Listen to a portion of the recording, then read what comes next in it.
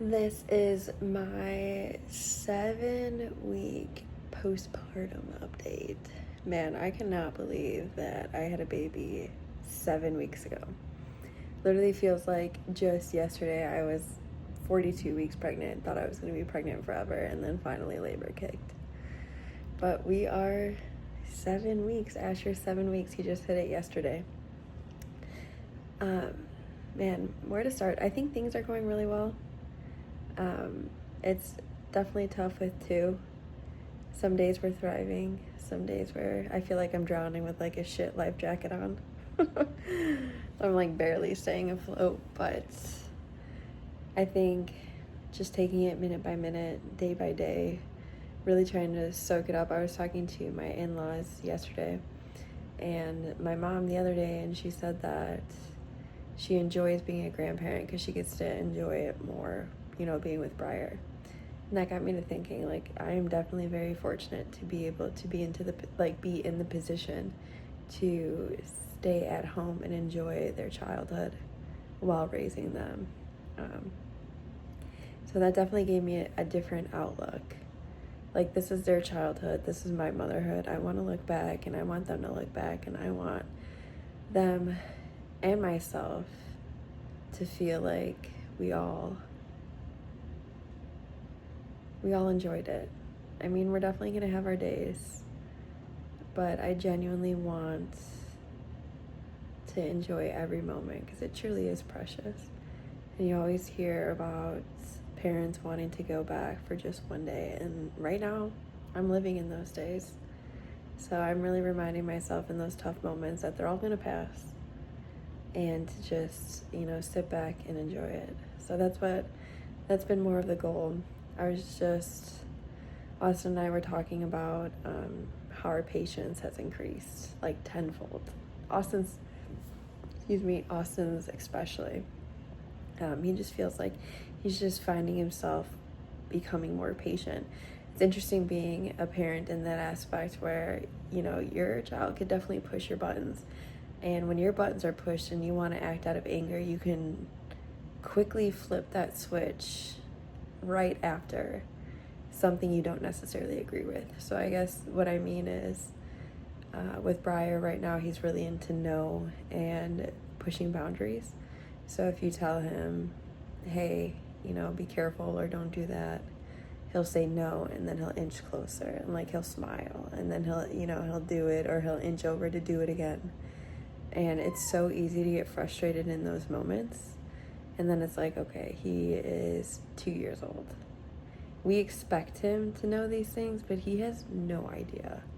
Some days I'm just like, what's going on in your brain? Like, just TV static. And I mean that in the sweetest way possible. Like, TV static, and then he'll see something and he'll be like, ball. Or he'll be like, flower. Or he'll be like, pickle. And it's just him shooting off vocabulary words.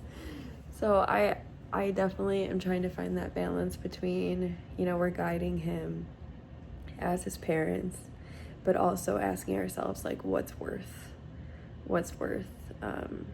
getting ourselves all worked up, and yelling at him for. It's definitely interesting. There's not too many, actually, there's not a one step, or not even a one step. There's just not a parenting book that tells you exactly what to do. It's based by kid. Excuse me, Oliver. Oliver's trying to lay across my chest, but he just doesn't fit. He's so silly. So there's not a book that tells you how to raise your child. So that is something that you have to learn along the way, of course, with, taking in suggestions from others who have gone through the same experiences. With Briar too, we're also, he's into hitting, and he has bit us. So that's also too another ball game of trying to understand why he's hitting, or in what scenarios is he hitting, and it's all out of anger. So if you take away something that he threw, then he wants to hit you. So that's how he just wants to react. So that's also too another thing is like, okay, so how can we guide him from hitting to sourcing his anger into other outlets. So that's also been a learning experience. And I almost wonder, like, where does it ultimately come from? Because obviously not every child does it. So is it genetic? Is it something traced down in your, like, epigenetics? I don't know. So yeah, so another thing. But he is very loving to Asher, and he's such a fun and loving boy. And he's so funny. I told him the other day when he was standing on the table, like the kitchen table, because he fell off of it like 2 weeks ago. Literally hopped into like the Asher's little bassinet thing that goes on the stroller, fell off the back of it, and just fell off the kitchen table. So he's not allowed to stand on the kitchen table. So I was like, all right, Briar, you gotta get down. And he looks at me, turns around, and then sits on the kitchen table, and he goes, sitting. I'm like, you stinker. So he's definitely, he's got the jokes. But he loves learning. He's working on colors, foods, the alphabet, counting. He's fun. He loves to be outside. He hates being indoors. The air quality has been pretty poor with the wildfires from Canada and Minnesota. And Asher can't be outside. And neither really should Briar. Honestly, nobody should be outside with the air quality right now. And so we've been kind of trapped in the house the last couple of days. And you can tell that he is slightly going insane. So we've just been doing a lot of games, playing with toys that keep him interactive and learning. But he's itching every day. He'll wake up, walk. So I'm hoping that this air quality, we're supposed to get some rain, so I'm hoping the rain will clear it up for a little bit so Bud can go outside. I'm trying to think. With Asher is holding his head up by himself. He is smiling, and he is definitely having more wake windows where he's interacting a bit more. So it's been really cool to see. He was born at 8 pounds 4 ounces, and he's already past 12 pounds. So this man, he's a milkman too. Briar drank a lot of milk, and so does Asher. So he's gaining weight, no problem. And something actually really weird, like speaking from the postpartum aspect, I thought this was really weird. I had a gut feeling. Usually I start him off in the bassinet, and then when he wakes up in the middle of the night, I just co-sleep with him until the morning. But for some reason, my gut, like, I could not shake this feeling that I needed to just co-sleep with him the entire night.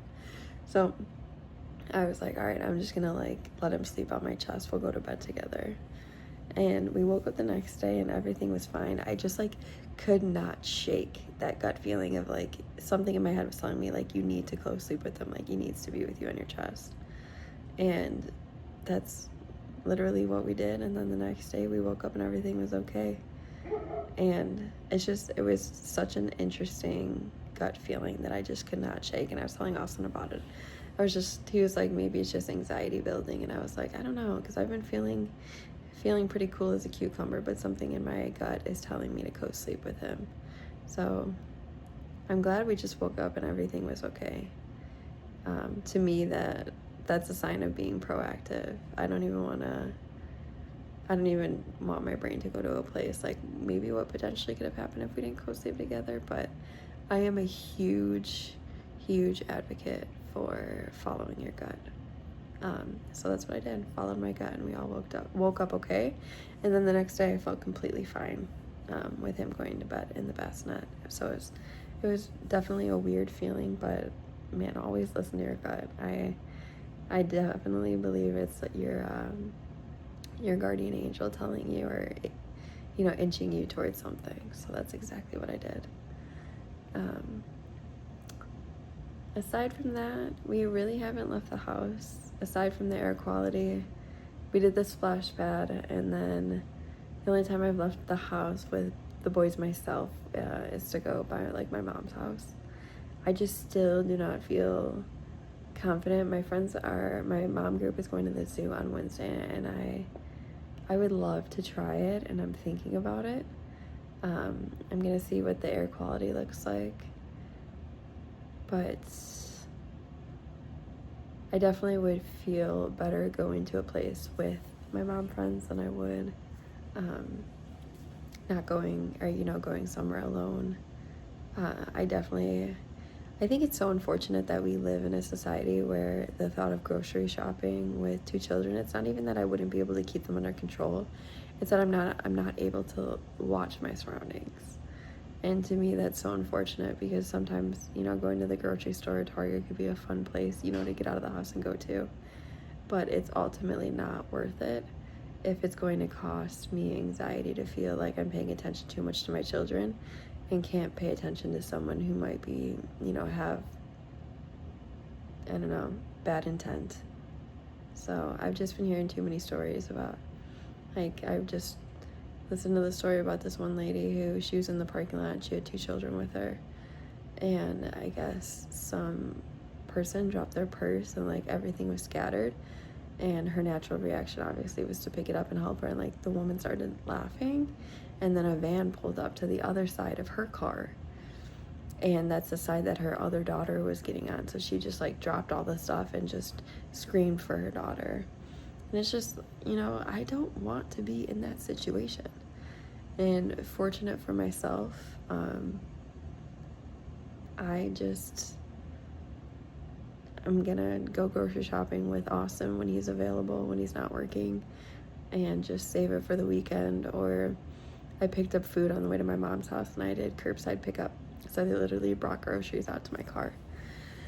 So that is just kind of where my mind is at. I don't know how much we'll be doing by ourselves until I start to feel a bit more confident, I have a grip, but with a newborn and a toddler, I'm not there yet.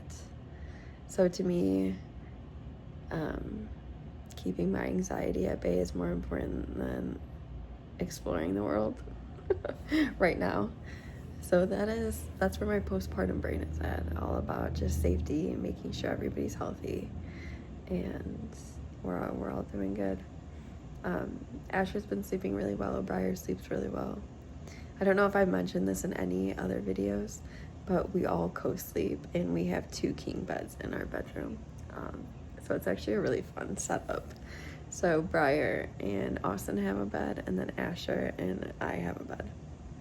And then in the morning, Briar likes to nurse, so he'll wake up and run over to my side of the bed, and then Austin will come lay with Asher.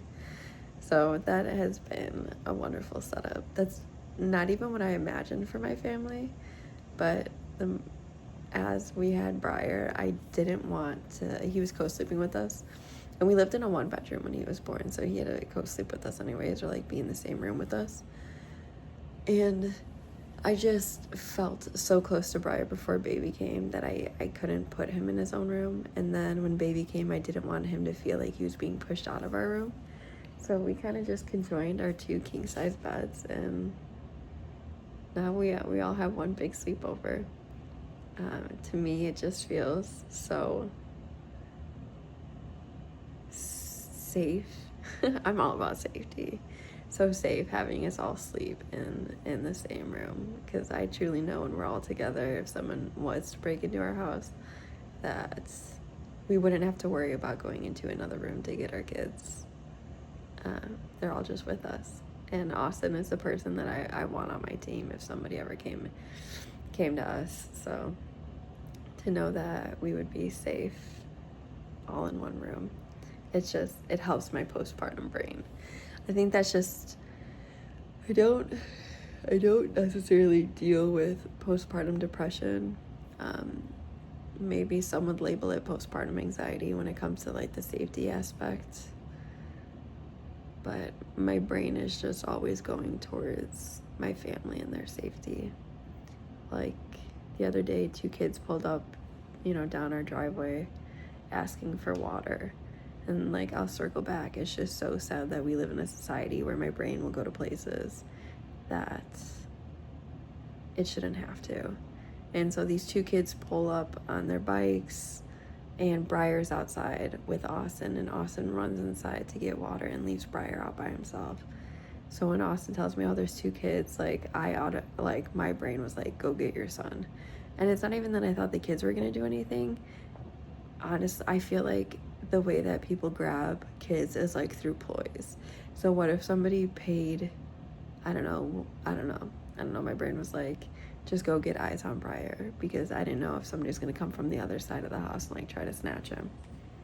It just sucks. So I guess you could say, you could label it postpartum anxiety when it comes to the safety of my children. I just cannot fathom the thought of anything happening to them.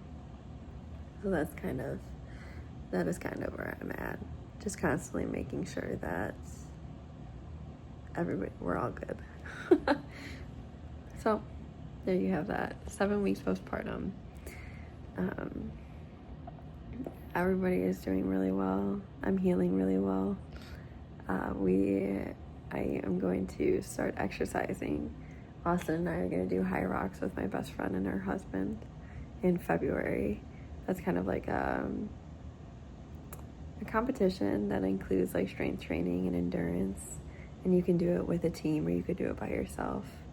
It's becoming incredibly popular, kind of similar to CrossFit. Not really. They definitely have exercises that overlaps, but you have running in between. So it's like one big event, whereas CrossFit is like multiple events. So yeah, we're gonna do that in February. So I'm very looking forward to getting back into exercising. Time I've been taking for myself is just doing my own skincare in the morning. And now we're gonna start bringing in exercise, which will definitely help the mind. But so yeah, that is my 7-week update. I cannot believe how big they're getting. I'll add a picture of Asher and Briar. They're both growing, and like I said, Briar is so sweet and so funny. Then I'm also gonna add a couple videos that we took the last couple weeks. I think I'm gonna start adding those to the end of my my little check-ins, because I want to remember these memories forever, forever and ever and ever. But yeah, that's it. So 7 weeks. Thanks for hanging. So your baby. This. Your baby. Hold him like this, okay? Toes. Yeah, toes. Can you give him a kiss? Aw, you love your baby brother. Watch his face. You love your baby brother. Aw. You're so sweet. A baby. Oh.